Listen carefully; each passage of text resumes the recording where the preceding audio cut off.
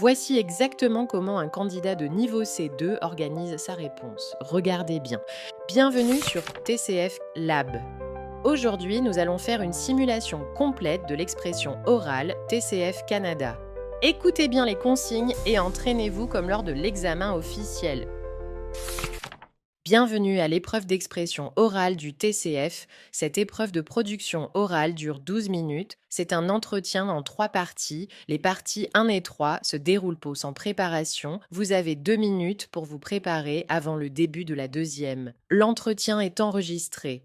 Votre entretien sera évalué 2 fois. Une fois ici, sur place, et une fois à France Éducation Internationale. À tout moment, vous pouvez me faire répéter ou reformuler un mot ou une question.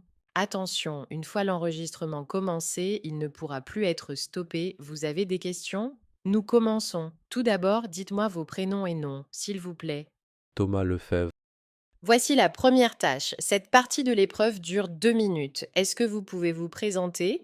Bonjour, je m'appelle Thomas Lefebvre, je suis français et je vis actuellement à Winnipeg, au Canada. J'ai 27 ans et je suis résident temporaire. Pour commencer, je vais parler de mes études, car elles ont été importantes pour mon parcours. J'ai obtenu une licence en communication en France. Pendant mes études, je me suis beaucoup intéressé aux médias numériques, à la communication digitale et aux stratégies de contenu. J'ai aussi travaillé sur plusieurs projets en groupe, ce qui m'a permis de développer mes compétences en travail d'équipe, en organisation et en présentation orale. Après mon diplôme, j'ai choisi de venir au Canada afin d'acquérir une expérience internationale et de découvrir un nouvel environnement de travail.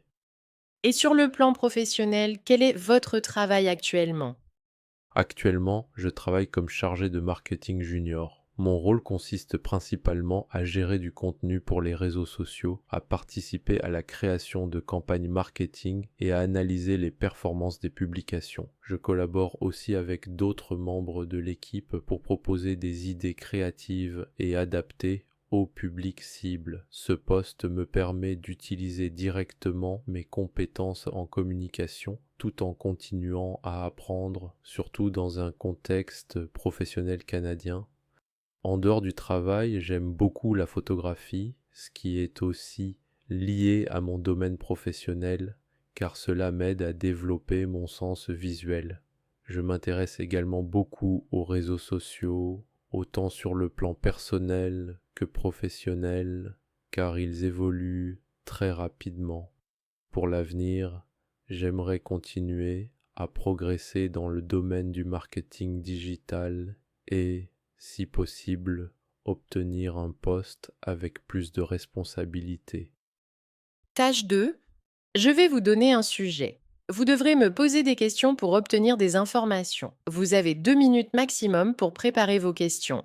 Vous pouvez prendre des notes, si vous le souhaitez, sur cette feuille. Après les 2 minutes de préparation, ou si vous êtes prêt avant, nous commençons l'entretien. C'est vous qui parlez en premier. C'est vous qui conduisez la conversation. L'entretien doit durer 3 minutes 30. Vous pouvez demander plus de précision ou faire répéter des informations. Je vous lis le sujet. Je suis votre collègue. Vous venez de commencer à travailler dans une entreprise canadienne et vous me posez des questions sur l'organisation de l'entreprise, équipe, structure, pause, repas, etc. Le temps de préparation est terminé, nous commençons. Salut. J'aimerais d'abord savoir comment l'entreprise est organisée en général. Est-ce qu'il y a plusieurs équipes ou plutôt une structure simple? Oui, il y a plusieurs équipes. Chaque département a son propre responsable, mais l'ambiance reste assez collaborative. Et justement, à propos des équipes, comment elles sont composées et avec qui je vais travailler le plus souvent au quotidien? Tu travailleras surtout avec l'équipe marketing, composée de 6 personnes, mais tu auras aussi des échanges avec les ventes. D'accord. Et qui est mon supérieur direct et comment se passent les échanges avec les responsables, plutôt formels ou informels? Ton supérieur est le chef d'équipe marketing. Les échanges sont plutôt informels, mais toujours professionnels. Et à propos de la communication, est-ce que vous utilisez plutôt des réunions régulières, des courriels ou des outils internes comme Slack? On utilise surtout Slack pour le quotidien et on a une réunion d'équipe chaque semaine. Très bien. Et comment se déroule une journée de travail typique ici, surtout au niveau des horaires? En général, on commence entre 8 heures et 9 heures et on termine vers 16h30 ou 17 heures. Et concernant les pauses, combien de pauses sont prévues dans la journée et sont-elles flexibles? Il y a une pause le matin, une pause déjeuner et une petite pause l'après-midi. Et pour le repas du midi, est-ce que les employés mangent plutôt sur place ou à l'extérieur? Il y a une salle de pause avec un micro-ondes, mais beaucoup de gens sortent aussi manger dehors. Et au niveau des repas, l'entreprise propose-t-elle parfois des activités comme des déjeuners d'équipe ou des événements internes? Oui, il y a parfois des déjeuners d'équipe. D'accord. Et qu'en est-il du télétravail? Est-ce que c'est possible? Et si oui, combien de jours par semaine? Oui, le télétravail est possible jusqu'à 2 jours par semaine. Et en ce qui concerne l'intégration, y a-t-il une formation prévue pour les nouveaux employés ou un accompagnement au début? Oui, tu auras une formation la première semaine et un collègue référent. À propos des tâches, comment sont-elles réparties? Est-ce qu'il y a des objectifs clairs dès le départ? Oui, les objectifs sont définis au début de chaque mois. Et si j'ai des questions ou des difficultés, à qui est-il préférable de m'adresser en priorité? D'abord à ton chef d'équipe, mais l'équipe reste très ouverte. D'accord, et l'entreprise organise-t-elle des activités pour renforcer l'esprit d'équipe, comme des sorties ou des ateliers? Oui, il y a des activités sociales plusieurs fois par an. Et concernant les règles internes, y a-t-il un code vestimentaire ou une politique particulière à respecter? Le code vestimentaire est plutôt décontracté tant que c'est professionnel. À propos des congés, comment cela fonctionne-t-il ici et à qui faut-il faire la demande? Les congés se demandent via le système interne et doivent être validés par le responsable. Et pour finir, est-ce que vous diriez que l'ambiance de travail est plutôt dynamique, calme ou compétitive? Je dirais dynamique, mais sans pression excessive. Merci beaucoup pour toutes ces informations.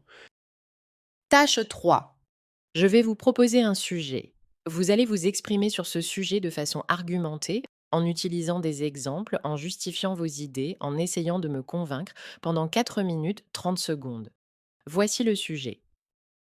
Est-ce que déménager à l'étranger avec sa famille est plus facile que de le faire seul? Qu'en pensez-vous? Eh bien, c'est une question très intéressante parce qu'elle touche à une expérience humaine que beaucoup de gens vivent aujourd'hui, celle de s'expatrier. Déménager à l'étranger, c'est toujours un grand changement, mais le vivre seul ou en famille, ce n'est pas du tout la même réalité. À mon avis, les deux situations comportent des avantages et des difficultés, mais je dirais que partir avec sa famille peut être plus facile émotionnellement, tout en étant plus complexe sur le plan pratique.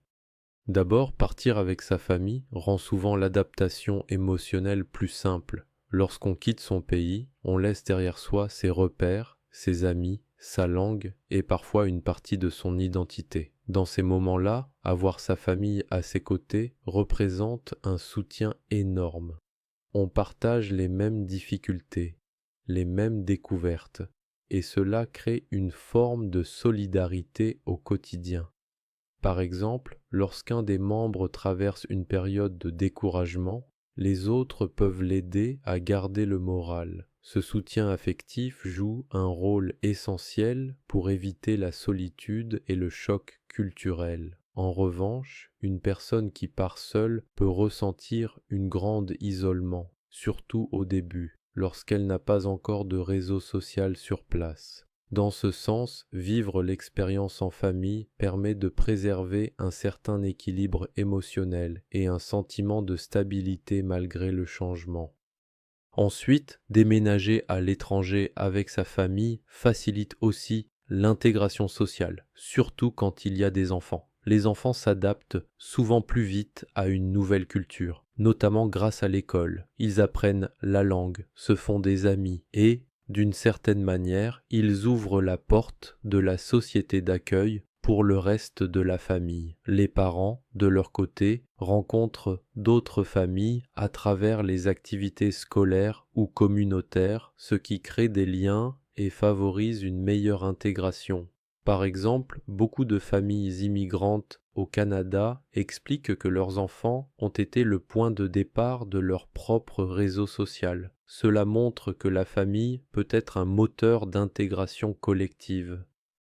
Cependant, vivre cette aventure à plusieurs rend aussi les choses plus compliquées sur le plan pratique et financier. Il ne s'agit plus seulement de trouver un logement ou un emploi pour une seule personne, mais pour tout un foyer. Il faut parfois gérer le choc culturel différemment pour chaque membre. Un enfant qui a du mal à s'adapter à l'école, un conjoint qui ne trouve pas de travail ou des différences de rythme d'intégration. De plus, le coût de la vie à l'étranger peut être élevé et les démarches administratives multipliées. Au contraire, partir seul permet souvent plus de liberté et de flexibilité. On s'adapte plus vite, on prend des décisions plus facilement et on peut se concentrer sur sa propre intégration sans devoir gérer celle des autres. En conclusion, je dirais que déménager à l'étranger avec sa famille n'est ni plus facile ni plus difficile. C'est simplement une expérience différente. Sur le plan émotionnel et social, c'est souvent un avantage d'avoir ses proches à ses côtés, car cela donne de la force et du réconfort. Mais sur le plan pratique, c'est un défi plus grand qui demande une organisation solide et beaucoup de patience. Finalement, que l'on parte seul ou en famille, le plus important est d'avoir une réelle motivation, une bonne préparation et une attitude ouverte face à l'inconnu, car c'est cela qui fait la réussite d'une expérience d'immigration. Abonne-toi pour plus de simulations et de conseils réels.